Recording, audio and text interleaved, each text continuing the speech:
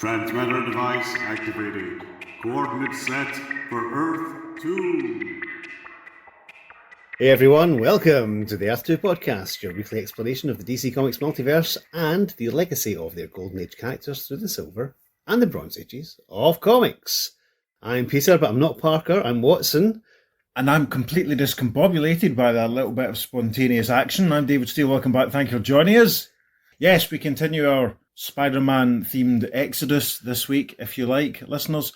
Following on from last week's Portmanteau episode where we met some Golden Age tarantulas, this week we're going to meet a Bronze Age tarantula. Is that fair? That certainly is fair, yes. That'll do. Legacy of Tarantulas. Yes. Obviously, listeners, the most famous DC Comics tarantula is one John Law, who appeared in Star Spangled Comics issues 1 to 19. We met him last week where he fought some other insect named, I know that spiders aren't insects, don't write in, some other insectoid type named bad guys, and of course we will see him again in the future when we eventually reach All-Star Squadron. But what are we covering this week, you ask? Well, listeners, this week Peter and I are going to read the lead story from issue 169 of Superman Family, published on the 26th of November 1974. But before we get to that, I have to read you a summary I've almost literally just finished preparing of the lead story from Superman Family issue 166, published on 28th of May 1974. Superman Family, of course, picked up the numbering from Superman's pal Jimmy Olsen. The headline feature sort of rotated between Supergirl and Jimmy Olsen and Lois, so there's a few months between 166 and 169, obviously, and the story in 169 picks up the narrative in a way, or continues sort of some narrative stuff that's set up in 166. And I think it makes sense for us to give you a reasonably detailed summary of 166 because it makes the storyline of 169 that little bit more effective. Yes. So, in the Lois Lane story from Superman Family 166, while at a botanist's convention in Metropolis Park, Lois encounters Simon Cross, a member of the Secret Intelligence Agency, who is acting as bodyguard of one Dr. Foxley. Dr. Foxley, unfortunately, is killed by a weird-looking individual with a skull-like head and a mechanical arm who uses an air gun to fire a tamerid, hope I'm pronouncing that properly, botanists can write in and let me know, a tamerid seed at Foxley. The seed sprouts on contact with air and essentially it kills Foxley by germinating inside his brain. Ugh. Yeah. Lois tags along with Agent Simon Cross, who takes her to meet his boss in his mobile HQ. We do like a mobile HQ. It's Big Mobile HQ Summer on the Earth 2 podcast. It is, yes. His mobile HQ is a garbage truck, which you access by getting inside a sort of special compacted plastic bag, which is then thrown into the back of the truck by bin men. Wonderful. It's great. It's brilliant. It's a shame there wasn't a bad guy in this story in 166 called, I don't know, Dr. Midnight or the Sandman, because then we could have covered it and read it in its entirety. But anyway. I've just recently bought a big pile of Ravage 2099. Interesting. He was a Marvel hero who drove around in a big garbage truck, so yes. Did he? Yes. All right. That was his method of transport. Don't think I ever read a single 2099 comic at all. I remember having You haven't lived, mate. I remember having a little poster thing, sort of blue tacked to the wall, promo thing that came in at Stateside. That I just kind of took Jason was like, "You want that?" And I took it over and blue tacked it up. But I don't think I ever read anything. Anyway, whilst Lois and Simon converse with Simon's boss in his lushly appointed office inside the mobile garbage truck, the weird mechanical man guy listens in on the conversation by sort of attaching himself to the roof of the mobile garbage truck. Lois and Simon bond over martial arts, shooting and other forms of training, and we learn that Simon and his team are after a drug syndicate who are operating a poppy garden in Metropolis, hence the involvement of Dr. Foxley the botanist. Lois meets Roger Tempton, one of Simon's colleagues, who compares Lois to a regular wildcat. So maybe we could have done this story completely. Yeah, Lois Lane is yet another Earth-1 wildcat. Roger is now retired, but involved in training agents and all that sort of stuff. He tells Lois and Simon of a guy he's trailing who is codenamed Spangle, which prompts Peter to say, Spangles. yes. Do the listener want to know what Spangles are? Spangles. They were sort of fruity flavoured crunchy sweeties that were out when Peter and I were kids. And vanished. Yeah, and they sort of stopped making them, and it's an easy, lazy thing for stand-up comedians in this country to get cheap laughs by saying, please bring Spangles back.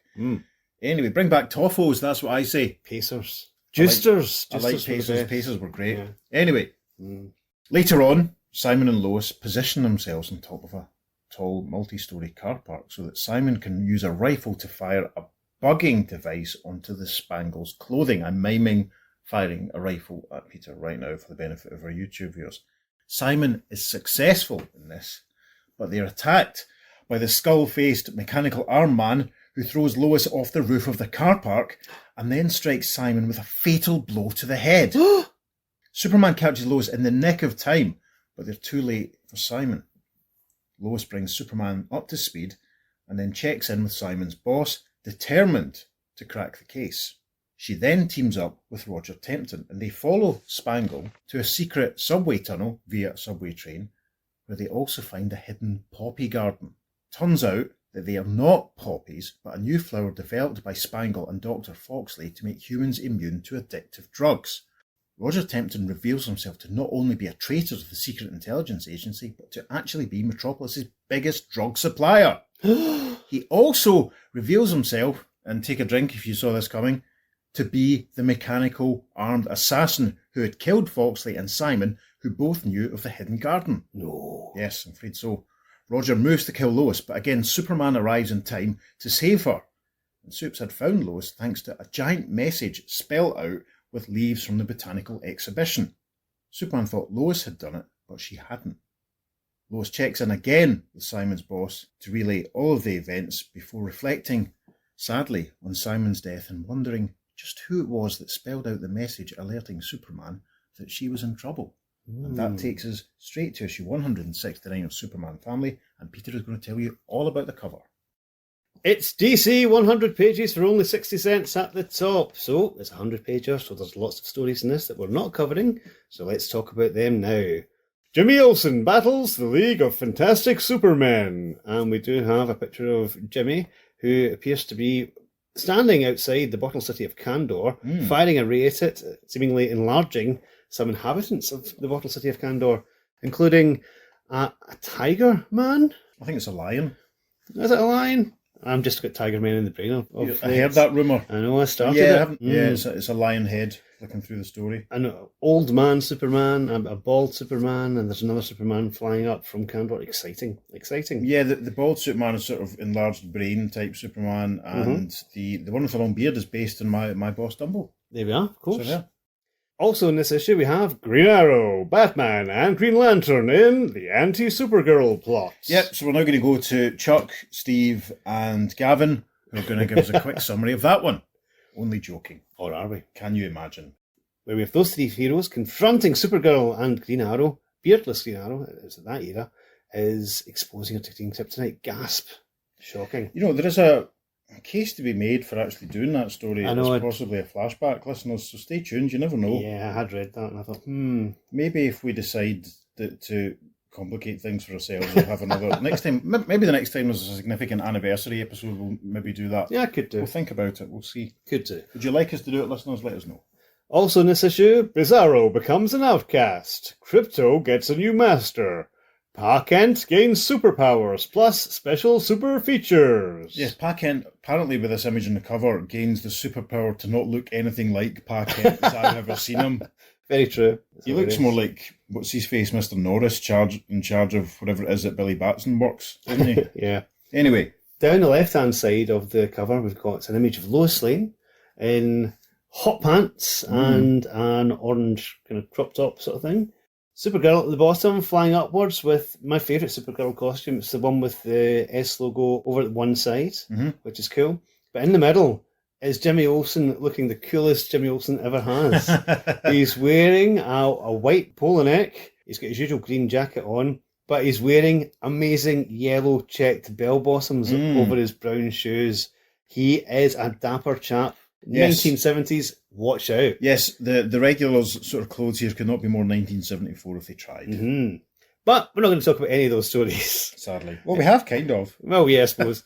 The main image on the cover is a character who is seemingly crawling up a wall. He has got purple tights on, purple arms, an orange body with a blue mask and blue gloves and boots. He's holding a gun and he's pointing it at Lois Lane. Superman's flying in to try and stop this man, but Lois has her hand out and she's saying, "Don't bother, Superman. Nothing can ever hurt me now." And this title, of course, is captioned Target of the Tarantula. Yes, it's another tarantula, listeners. What a surprise. Yes, did you see that coming? You probably worked out. Did we tell you last week? I can't remember. We might have done. So without any further ado, we shall leap in. We have another nice contents page, which repurposes art from somewhere else that I haven't made any effort whatsoever to find out what it is, but it'll probably pop up in the Twitter feed the first day this episode is out. So into the story properly, our opening splash page, the Superman's girlfriend Lois Lane logo at the top, and an image which shows Lois looking as if she's struggling to get up. She's kind of half on her knees in the middle of the road, and the figure that Peter described from the cover, the tarantula, in his purple and orange and blue majesty, is standing over her, pointing a gun at her. Flying down in from the left is Superman, and he's thinking, it's Lois, and the tarantula is going to shoot her. I've got to stop him. But also flying in from the right is a weird sort of... At first you might be thinking it was a Golden Age version of the Human Torch that hadn't been coloured in, but it's a weird, loose, spooky, ghosty-looking silhouette, which is saying, back off, Superman. Protecting Lois is my job now. I'll save her. You should also maybe take a drink because there's a fire hydrant. I think that's the sort of thing yes, we encourage people to take a drink for. Captions tell us the story is by Carrie Bates, although the lettering makes it look like Gary Bates. Art, John Rosenberger and Vince Coletta. And we get some text captioning which reads, Who was the mysterious grim figure of the night who roamed the streets of Metropolis in search of criminals to execute? Who was the even more mysterious character named Simon, who proclaimed himself Lois Lane's bodyguard? Even Superman doesn't have the answers to those questions, but you will when you read how Lois becomes the target of the tarantula. Gosh, straight into it then. First panel on page 2 is captioned. After midnight in the teeming city of Metropolis, an hour when most girls are afraid to be out on their own, but not this one. Yes, we see our Lois Lane looking devastating in tight green trousers and a tight green blouse and boots, hanging round the docks. Basically, we can see a large boat in the background, the water sort of rippling, some beautiful artwork, it must be said. We can see a big crate with export written on it, so that would be the McEwen's delivery arriving. Oh, other lagers are available. That's a joke for anyone who grew up in West Central Scotland in the 70s and 80s. Maybe we'll find the can of McEwen's export to put in the socials. We'll see. Lois is looking around and thinking to herself, It's been 3 hours since I've been staked out here in the docks, but still no sign of the Masher mob or their smuggling shipments.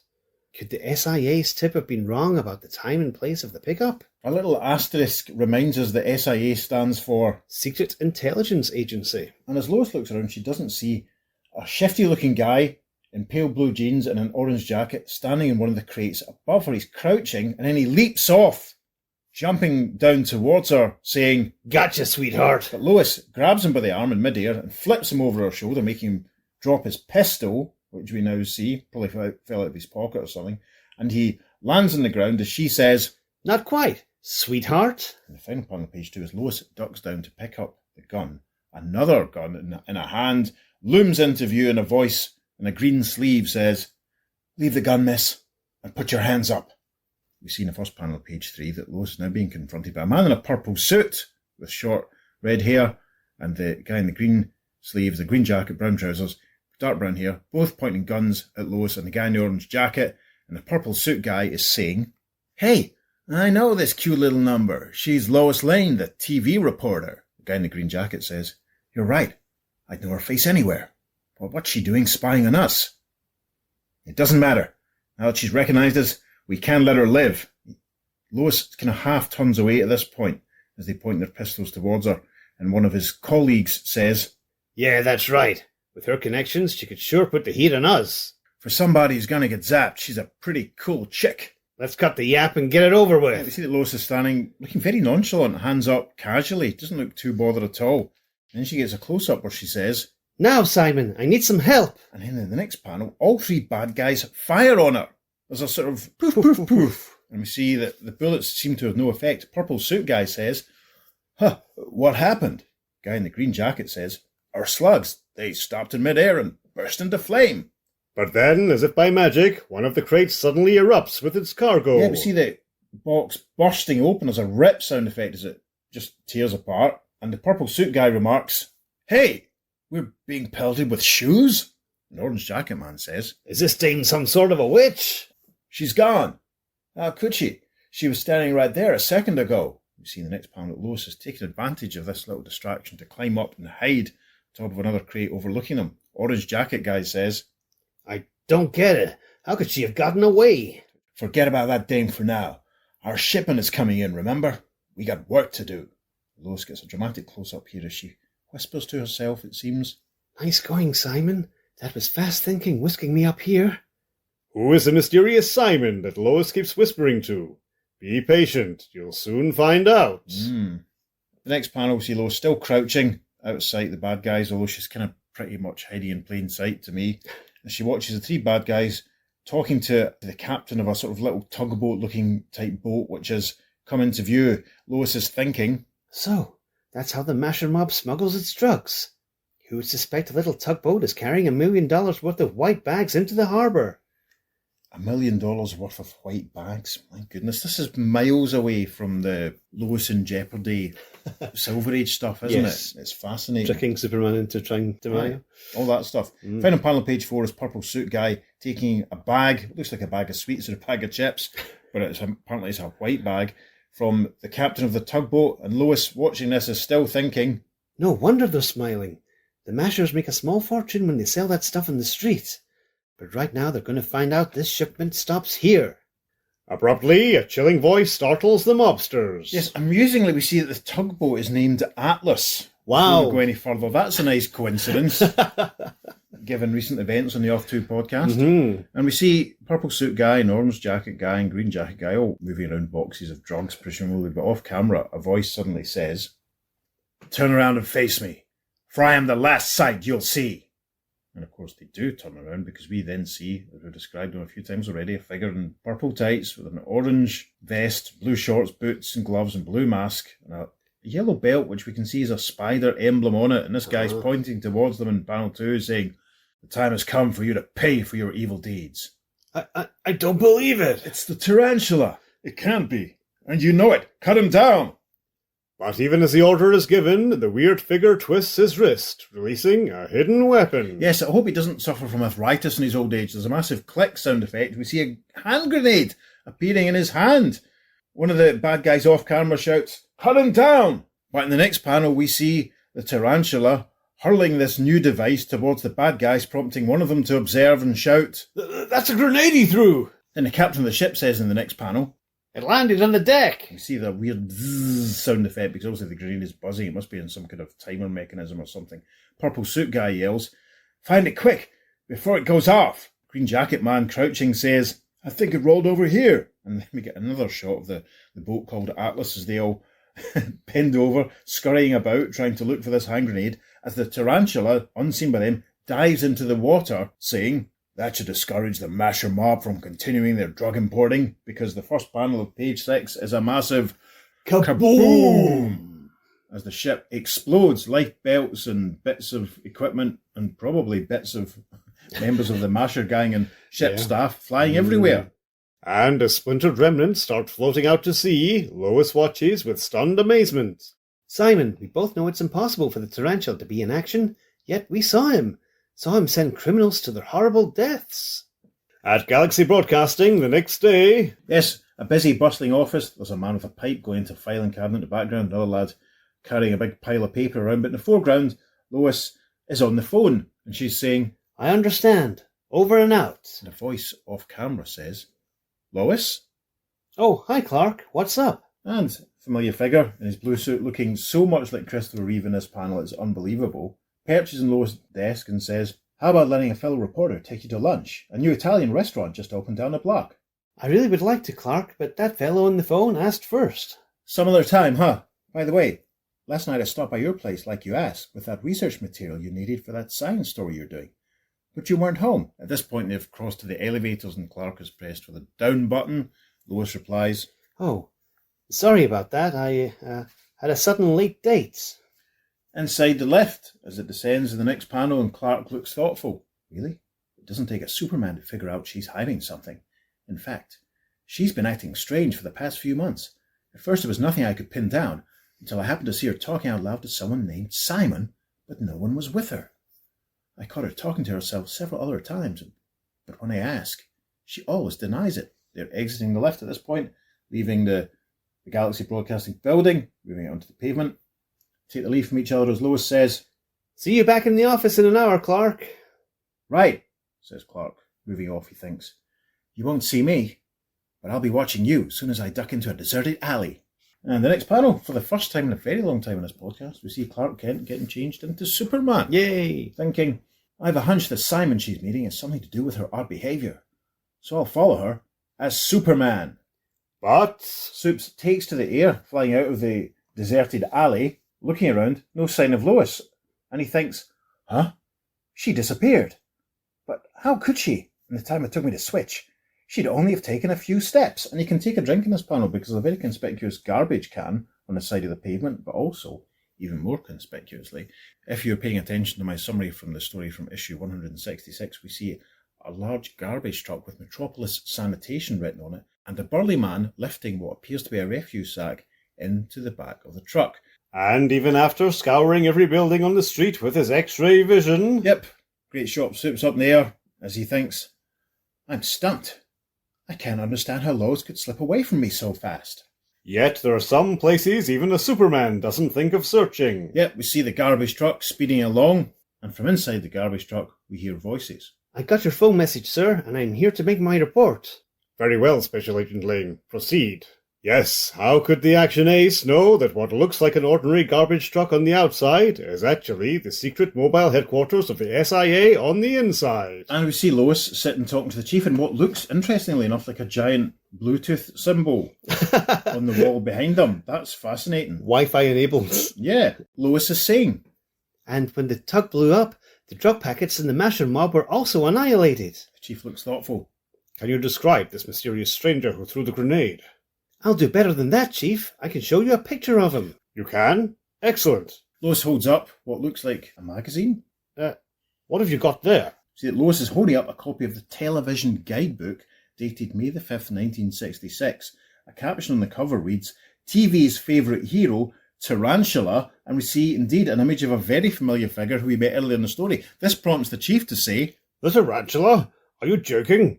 Do you mean to tell me some old-time TV character came to life last night and attacked that mob? Exactly. Someone patterned himself after the hero of that old television series, right down to the cap and boots. Metropolis is a real-life tarantula on the loose, executing criminals in cold blood. Chief gets a close-up as he points at Lois and says, This is serious. We can't tolerate a bloodthirsty vigilante acting like judge and jury. Track him down, Lois. That's your new assignment. I want this cook put out of action before he strikes again. But the fearsome figure does return to strike again, as the rest of the city soon learns. Yeah, it's a shot of the copy of the Daily Planet and maybe another newspaper. One headline reads, TV hero comes to life. Another one reads, Tarantula slays more mobsters. with a subheading that says, New Fears. And of course, it's worth pointing out that New Fears sported menswear back in 1996. Panel 2 of page 9. Clark's on the telly. Clark's reading the news. We can see a picture of the tarantula projected behind him. And Clark is in the middle of saying, And tonight, 3 more members of the notorious Masher mob met violent deaths at the hands of the so-called Tarantula. Who is this self-appointed avenging angel who's taking the law into his own hands? That's what all Metropolis wants to know. And even more baffling, why have all his targets only been members of this mob? But even as Clark Kent asks these questions, his fellow reporter is searching for the answers. Yes, Lois at the top of a small flight of steps at the door of a house. The door of the house being opened by a woman, an older woman, with white hair, and Lois is in the process of saying, And my research disclosed that your son, Gerald, was the #1 fan of the Tarantula TV series, Mrs. Lester. Come in, Miss Lane. I want you to meet my husband. Now we see Mrs. Lester, standing with her husband, is a tall, very well-built chap, older man, obviously with white hair, wearing a sort of blue shirt, brown trousers, and he's saying, Yeah, it's true that Gerald loved that show. Your network must still have the hundreds of fan letters he sent. Tarantula went off the air years ago. Maybe Miss Lane would like to see his room, Frank. And as they start to move up the stairs in the next panel, Frank Lester is saying, One thing your research wouldn't reveal, Miss Lane, our son isn't quite normal. He's 22 years old now, though you'd never know it. To which his wife says, Gerald never seemed to mix with kids his own age. He was always a loner. In the first panel of page 10, they open the door to Gerald's bedroom. We can see a couple of Tarantula posters, a bust of Tarantula. Looking at that, he looks very much like the Golden Age DC hero, must be said. Mm-hmm. There's a little tarantula Not quite an action figure, maybe a statue, and presumably what's a model of the Tarantula mobile or the Tarantula car. All very exciting. They stand in the doorway, taking it all in, and Lois says, "Oh my gosh, I see what you mean. Your son was obsessed with the show. And how about now? Is he still such a devoted fan?" "We know what you're really asking us. Could Gerald be masquerading as a new tarantula who's been loose in the city? Well, that's impossible. Our son never leaves his room after dark. Never. He stays here every night after coming home from work." Then, as Lois leaves... Yeah, Mr. Lester is saying, "But whoever Tarantula really is, I'm behind him. Before I retired, I was a private detective, so I know only too well how the Masher mob has corrupted our city. Yes, it's about time those hoodlums got what they deserve." And as Lois takes her leave, Mrs. Lester says, "Did we do the right thing, Frank? Maybe we should have told her the truth." "Are you kidding? If we admitted that Gerald hasn't been home for a week, he'd surely be suspected." "But what if it's true? What if our son is the tarantula?" "Don't even think about it, Mabel. We know Gerald couldn't kill anyone. It has to be someone else. It just has to be." Gosh. We arrive top of page 11, part 2. Lois Lane's Phantom Partner. Obvious joke about supporting a Britpop band at some point in the 90s. A caption reads, Late that night, two men leave a restaurant on Metropolis's Upper East Side, unaware they're being followed. Yes, Gino's is the name of the restaurant. Sparkling logo. You can see a taxi outside. Two men leaving, one in a sort of orange suit, one in a blue suit. And watching them is a shifty-looking character in a long overcoat, a hat. He's watching the two guys leaving Gino's and he's thinking to himself, there they are, two leaders of the Masher mob, due to be indicted next week with a grand jury. I can't let them slip out of my sight. And panel 2.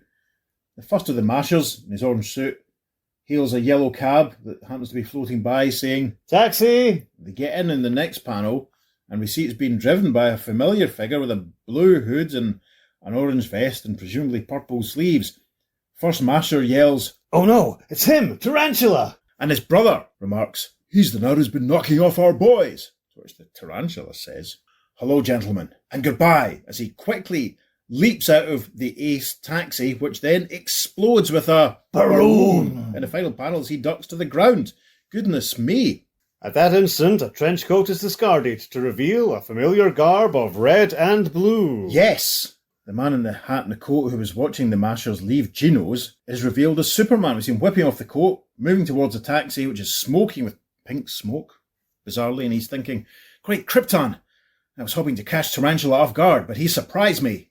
And simultaneously, across the street from the fiery explosion... Yes, also standing outside Gino's, the place to eat. We're not sponsored by Gino's, listeners, I should tell you that. Although if Gino's wants to sponsor us, we are open for sponsorship, yes. Especially if it involves lots of free pizza and free lasagna. Lois is standing outside Gino's and she's observing what's going on and she says, "Our hunch was right, Simon. Tarantula was bound to come after those two Masher bosses sooner or later. Only we're too late to save them." The Tarantula's got to his feet and looks up and sees Superman. And as Soups flies down towards him, we can see him activating his vision powers as he says, "You just murdered your last crook, Tarantula. Now let's see who you really are." And then he thinks, "No good. He took the precaution of lining his mask with lead, blocking my X-ray vision." And reacting with lightning-swift reflexes in response to the Action Ace's appearance... Yep. Tarantula pulls out his pistol, saying, "Better forget about me right now, Superman. You've got an emergency to handle." With that, he fires at Lois, who's standing on the opposite end of the street. Of course, Soups, as he alights on the ground, watches almost the passage of the bullet, thinking, "Huh?" And the next panel, Tarantula continues by saying, "That was a radioactive pellet I fired into the air. If that fallout spreads, it'll fatally contaminate everyone within the area." And we see indeed a little pow as the radioactive pellet he's just fired explodes right in front of Lois. Soups thinks, "Great sons, it's Lois!" Now, Soups is obviously can't have his contact lenses in if he hasn't spotted Lois standing on the opposite edge of the street straight away. But anyway, in the first panel of page 13, Tarantula seems to sneak off as Soups flies towards Lois, saying out loud, "Must save her, and other innocent people who would die." We can see the wreckage of the taxi in the background, which is a nice little detail. Tarantula shiftily says as he sneaks off, "I thought you might see things that way." And Soups flies down the next panel above Lois, saying, "Don't panic, Lois. I'll protect you." "No need to, Superman. I'm in no danger." We can see the radioactive particles hanging there above Lois, and she sort of gestures towards them. And then it seems as though she's been circled, almost protected by a little whirling motion of air, to which she says, See what I mean? No danger whatsoever. Superman back on the ground says, "Great Scott! You were suddenly enveloped by a miniature tornado, repelling the lethal fallout." The next panel, with a whoosh, Supes starts to inhale, thinking, now that she's safe, I'll use my super suction breath to rid the air of this deadly dust. And amid the confusion, We see a manhole being dropped back into place by a familiar blue glove as the tarantula makes his escape via the sewer network. Interesting. as the mysterious tornado vanishes as suddenly as it appeared, You see the gentle detail of the air motion sort of vanishing as Lois whispers. Thanks, Simon. I knew you'd think of a way to protect me. She then says to Superman, Looks like we both had the same idea, Superman, tailing those two mobsters in hopes of seeing Tarantula. But he outfoxed us. "For once, I want straight answers, Lois. Why are you involved in this case? And for the last time, who's Simon? I overheard you whisper his name again." I can't give anyone those answers, Superman, not even you. Let's say you have to do your job, and I have mine. very early the next morning, Shot of Galaxy Broadcasting, very helpfully establishing the scene rather than having a scene inside and cutting outside. Are you listening, Jim Aparo? We hear some thoughts from inside. Yep, it's our boy from Smallville. Lois won't be coming in for a few more minutes. Enough time for me to check out my theory about the mysterious phone call she sometimes gets. And in the next panel, we see Clark standing at Lois's desk, holding her desk telephone, scanning it with his vision powers, and he's thinking, so that's it. A special unit was added that's separate from the regular circuitry. It's like she has her own private hotline.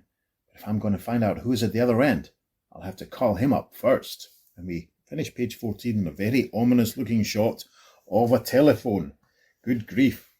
Do we start taking a drink when there's an ominous shot of telephones? Listeners, write in and let us know. The first panel of page 15 has a caption, and it reads, a mere heartbeat later, we see the mobile garbage truck headquarters of the SIA, which looks tiny in this panel, speeding along, and we hear the bring, bring. yes, of a telephone. And inside, we see the chief, Lois's and Simon's pal, answering, saying, Hello? and then there's a crash. A Superman bursts in the side of the truck saying, hello.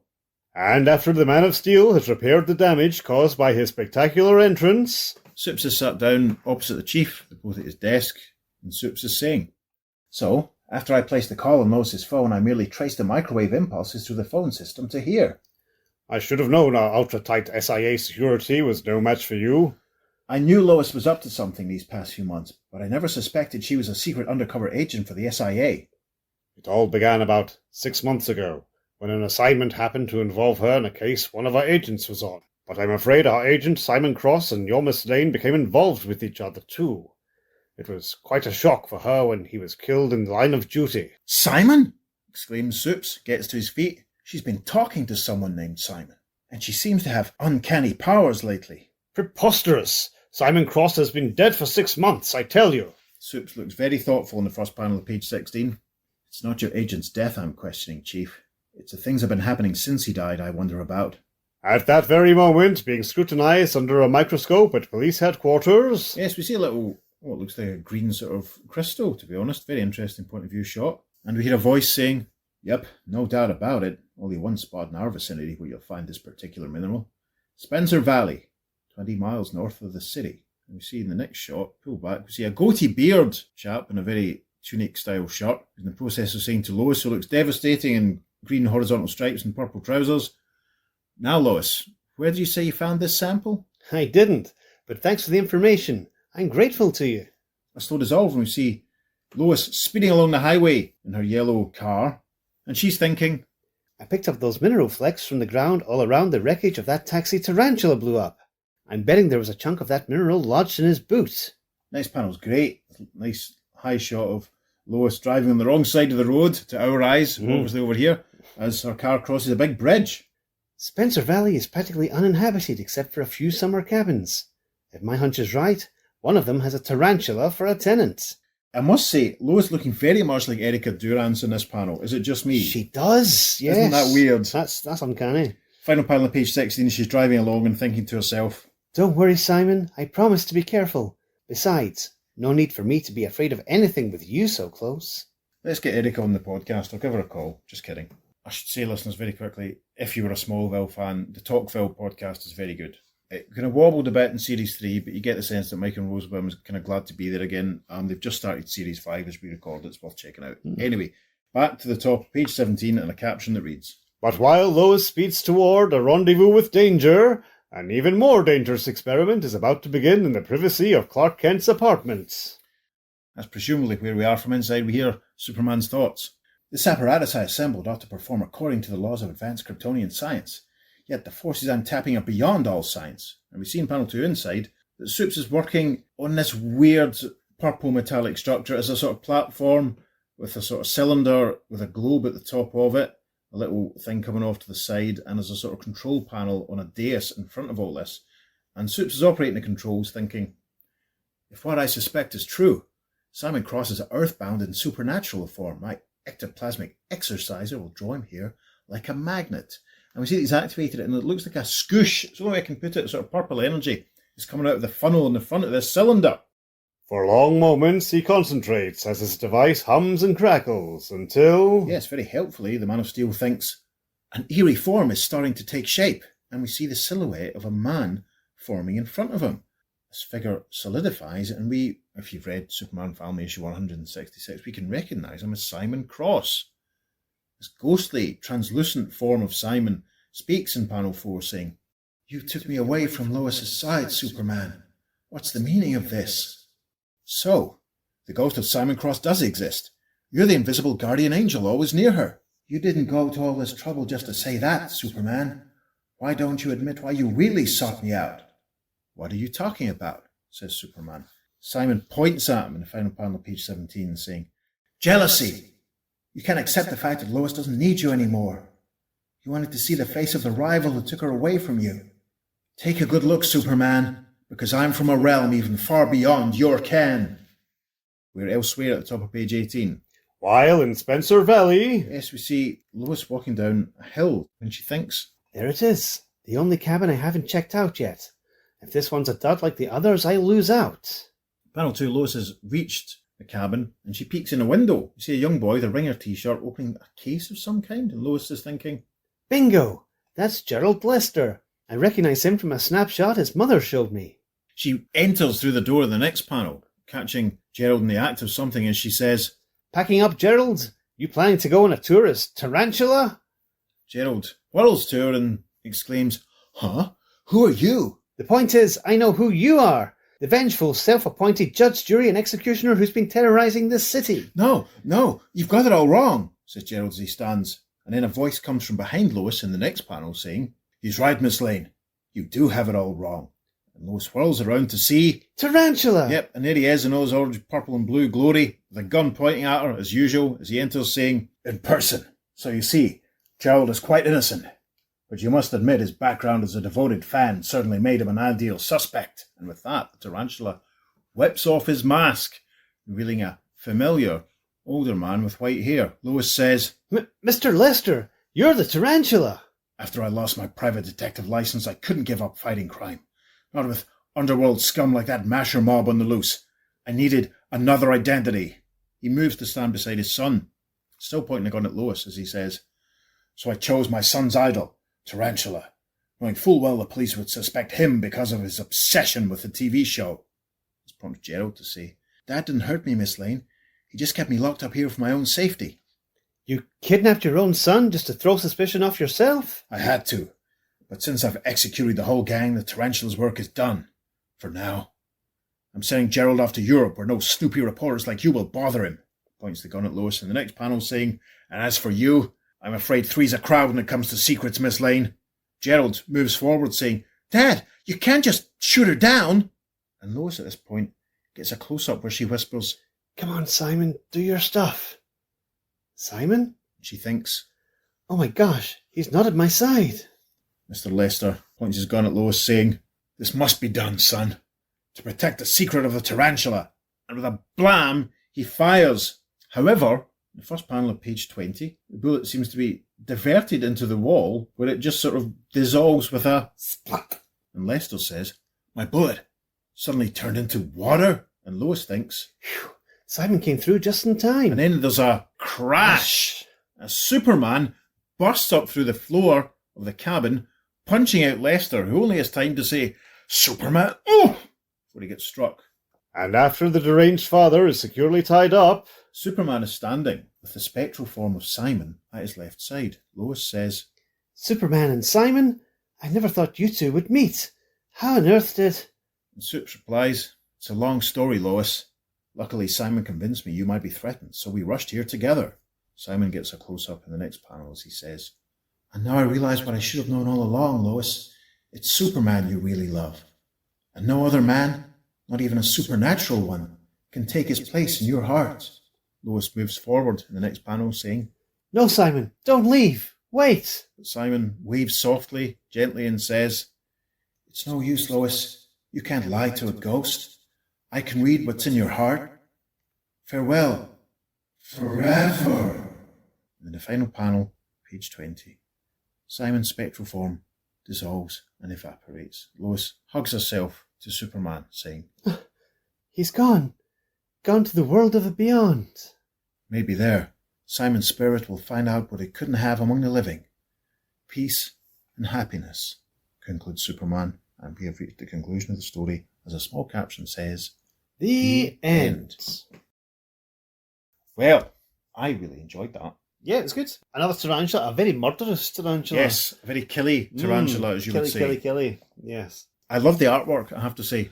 Yeah, this is definitely a step up for the Lois Lane stories, I'll be honest. Yep. I know we always like the cartoony kind of Kurt Schaffenberger, but for this style of story, that would not have worked. No. John Rosenberger and Vinnie Coletta are absolutely great in this. Yeah, So, John yeah. Rosenberger is not a name I'm familiar with at all. No, no, me I neither. don't recognise him. I'm going to have to... I think he drew the other story, 166. I'm certainly going to read some more of the Lois Lane stories from Superman Family after reading these two.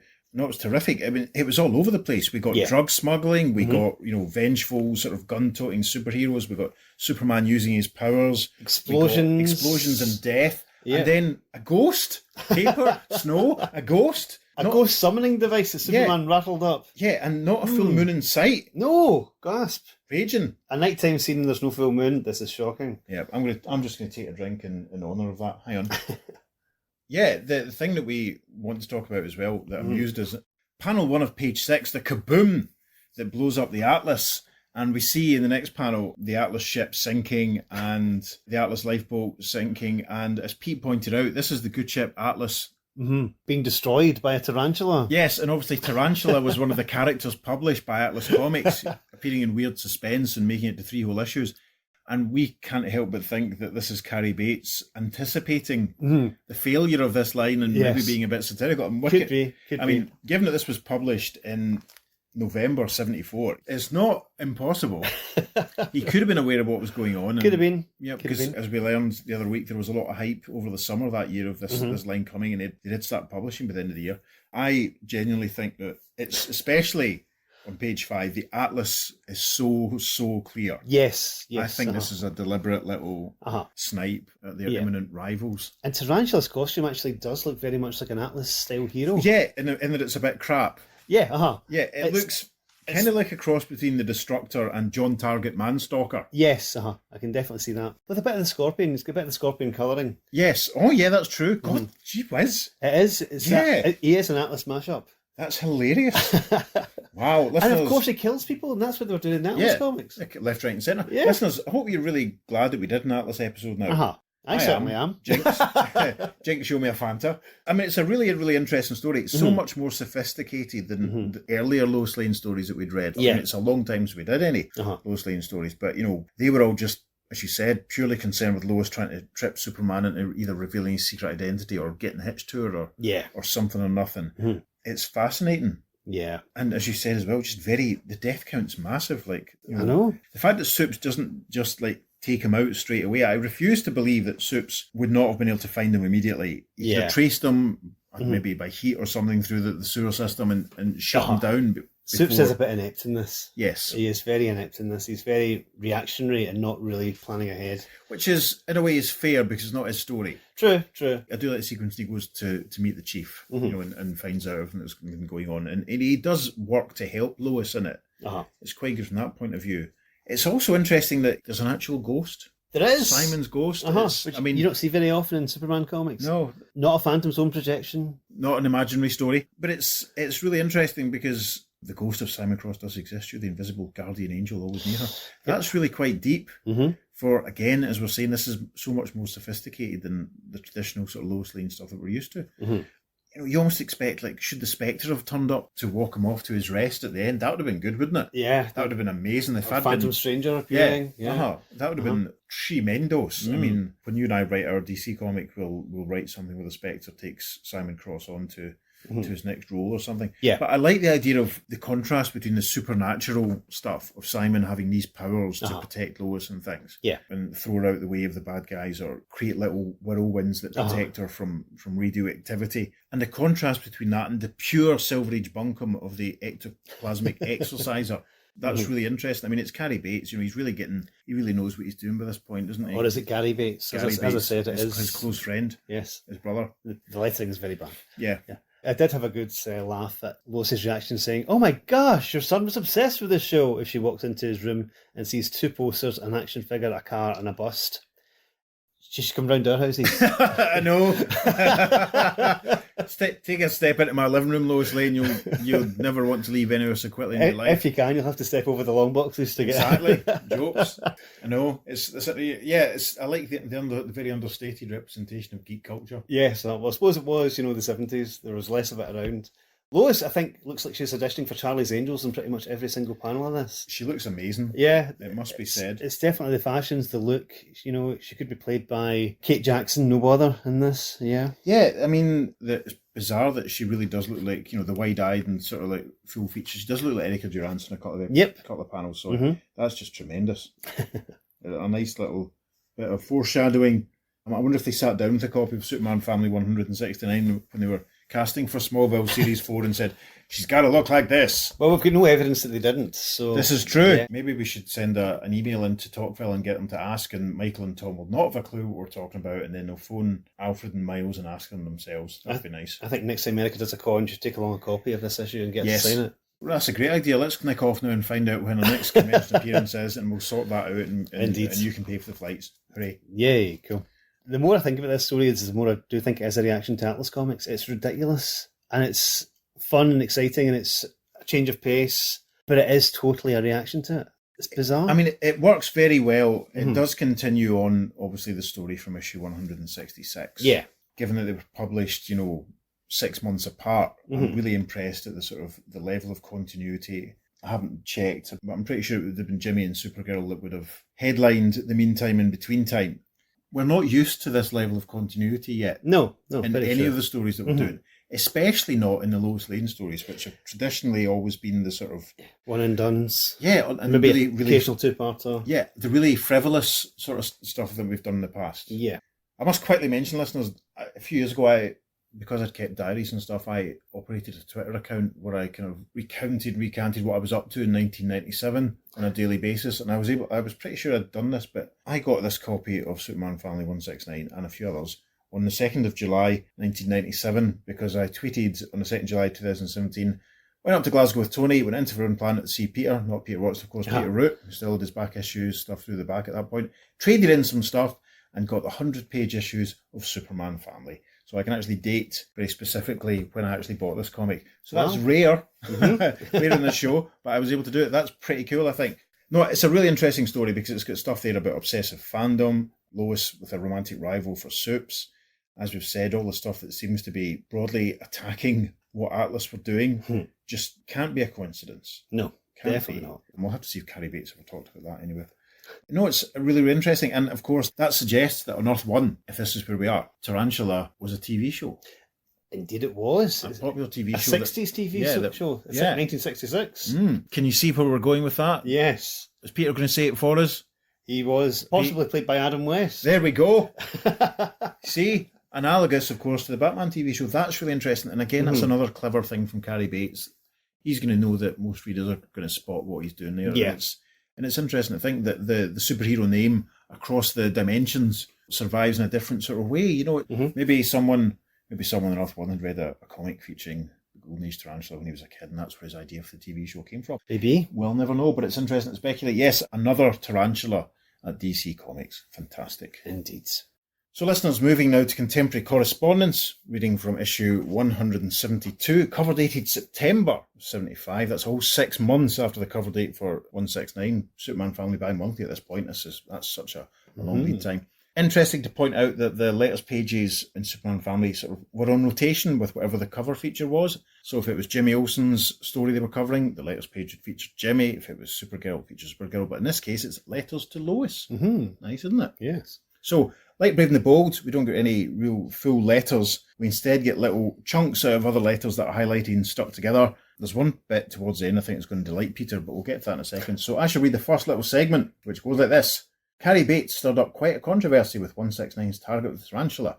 Every letter we received voiced a yay or nay for the return of Tarantula, the SIA, or the ghost of Simon Cross. Aye, these examples. In inverted commas, although Lois's mysterious ghostly guardian seems to have done a permanent vanishing act within the pages, I sincerely hope this won't be the end of Lois Lane's career with the SIA, Secret Intelligence Agency, and the Tarantula. He is a truly marvellous candidate for Lois's rogues gallery. His sinister personality rivals that of Luthor's and Brainiac's. Really? More of him, pleads Scott Gibson from Evergreen, Colorado. Scott Gibson, of course, who was one of the people that actually wrote into one of the Atlas comics that we mentioned. That's right. The other week. Nice to see another letter from Scott Gibson. Scott dismisses Simon Cross in favour of the Tarantula, but other readers want the ghostly guardian to do an encore. C. James Hogan of Detroit, Michigan says, innovative and original. My only complaint is that Mr. Bates had to reject Simon Cross's ghost so quickly. The plot lines could be numerous. Perhaps a resurrection is in order.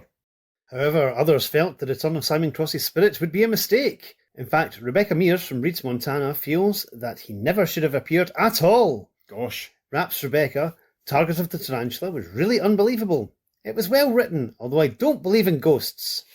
But you do believe in a flying man who can't be hurt by bullets, don't you, Becky? That's a bit harsh. J. Douglas Wellington IV from Philadelphia, PA, voices a similar opinion, but for different reasons. Carrie Bates scripted a very fine story. He made me very happy by killing off Simon Cross. Somehow I don't believe a story like Simon Cross's girlfriend Lois Lane would have sold. I think that the only artist for Lois is, and always will be, Kurt Schaffenberger, says prolific penman Bob Brody from Oak Brook, Illinois. Anthony Rivera from the Bronx, New York, also says he likes the idea of Kurt doing the Lois Lane stories permanently. Well, we keep our word. As promised last issue, Kurt is now drawing every Lois Lane story that we can put on his drawing board. All this in Jimmy Olsen too. Who could ask for more? Still more laments for the spectre of Simon Cross from Anne Young from Spring Hill, Illinois, who asks, why did you make Simon disappear from the scene? Please bring him back. Bring back Lana Lane as a friend, not a rival. Anne is not alone in wanting to see more of former rival Lana Lang. Will D. Nash of Magnolia, New Jersey, demands Lana Lang must return as a guest star. We asked scripter Carrie Bates about the possibility of seeing the return of Lana in the pages of Superman Family, and he says it's a distinct possibility. And that should keep Lana fans eagle-eyeing issues of Superman Family. There's some more segments dealing with Brainiac and Luthor, but the final little chunk here, interestingly, reads, with a quotation, let's not forget to list the original appearances of the reprinted stories, reminds Mark Shaw of NYC. Okay, Mark, we're reminded. Is that Mark Shaw Manhunter who we've yet to properly meet in the pages of the podcast? Yes, it probably is. We'll have to see. I think it's Mark Shaw from Then Jericho. The less said about that, the better. Good grief. That just makes me think of really bad hair. Anyway, listeners, this has been a couple of weeks about the Tarantula.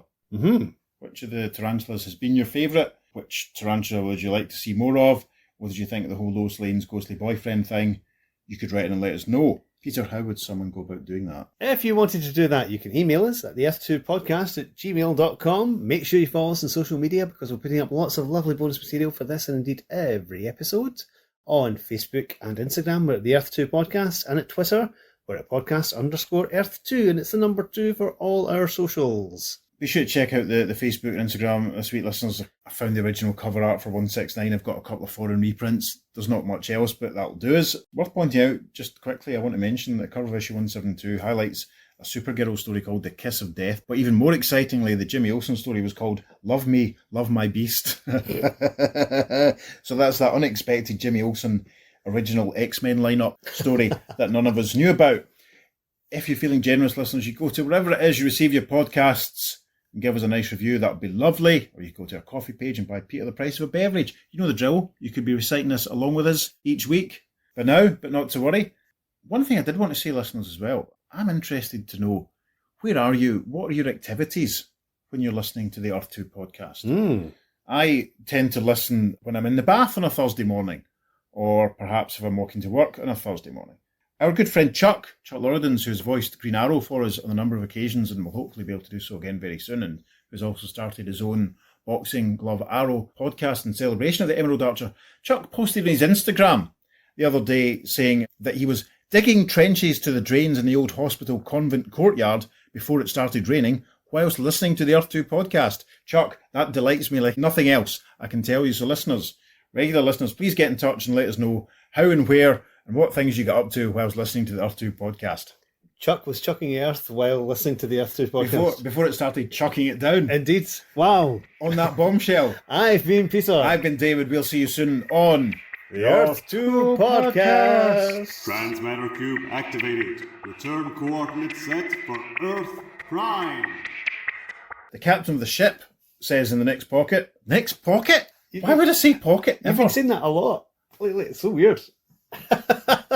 Listeners, if you can think of a Freudian reason why I might be saying pocket, write in and let me know.